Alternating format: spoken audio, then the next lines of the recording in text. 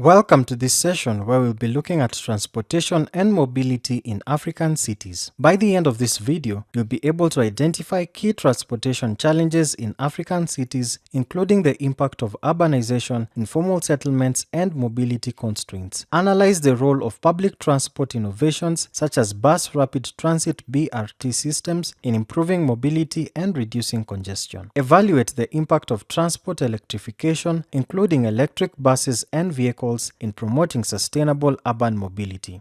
Discuss the benefits of non-motorized transportation such as walking and cycling in enhancing accessibility and reducing environmental impact. Explore case studies of African cities implementing sustainable transport solutions and reflect on their effectiveness.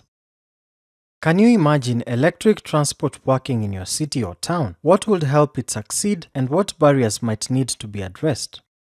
Let's explore the impact of transport electrification on urban mobility.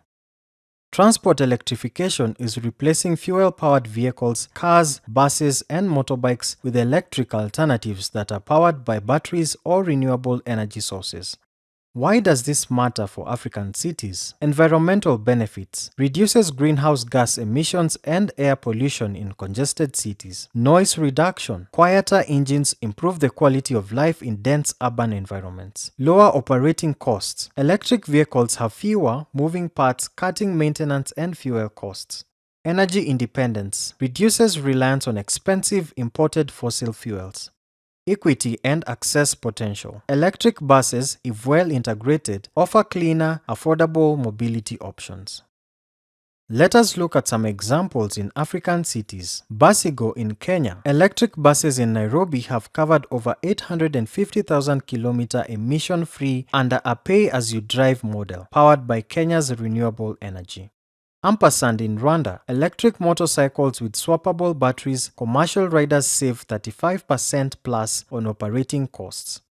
Rome for Kenya and Uganda. Assembling locally manufactured electric buses and bikes designed for African roads. Here are some success factors. Reliable charging infrastructure. Installing public charging stations, especially in high-traffic areas like bus termini, markets, and business districts.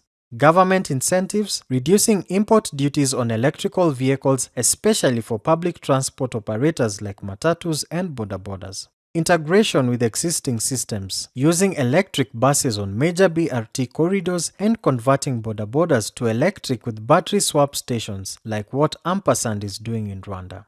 Public education campaigns to build awareness about cost savings and environmental benefits.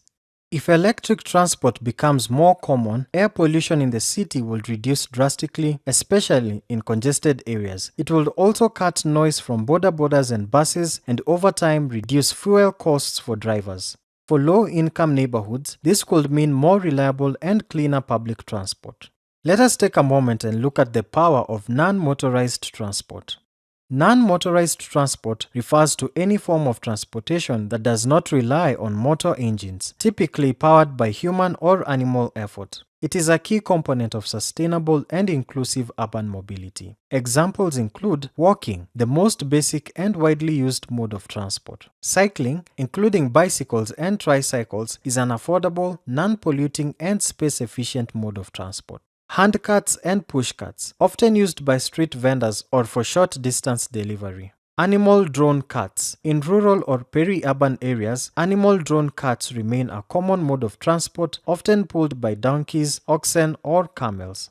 Why does NMT matter? Environmentally friendly, produces zero emissions, helps reduce pollution and carbon footprint. Affordable, requires no fuel, accessible even in low-income communities. Health benefits, promotes physical activity and well-being. Supports urban inclusion, enables access to services and jobs, especially in informal settlements. NMT in urban planning. We see dedicated sidewalks and crosswalks, protected cycling lanes, pedestrian-friendly public spaces. How walkable or cycle-friendly is your neighborhood or city? What makes it easy or difficult for people to move without a car? Let's explore some real-life examples of sustainable transport in action. In Kigali, Rwanda, dedicated pedestrian zones and bike lanes. Monthly car-free days promote walking and fitness. Investments in green urban planning. In Cape Town, South Africa, Non-motorized transport policy supporting sidewalks, safe crossing, and bike routes. Focus on access for low-income neighborhoods. In Nairobi, Kenya, non-motorized transport corridors along major highways, footbridges, and sidewalks to improve pedestrian safety. These examples show that African cities are already taking bold steps to make transport more sustainable, inclusive, and people-centered even with limited resources. Now, it is time to look at designing and building resilient infrastructure in Africa.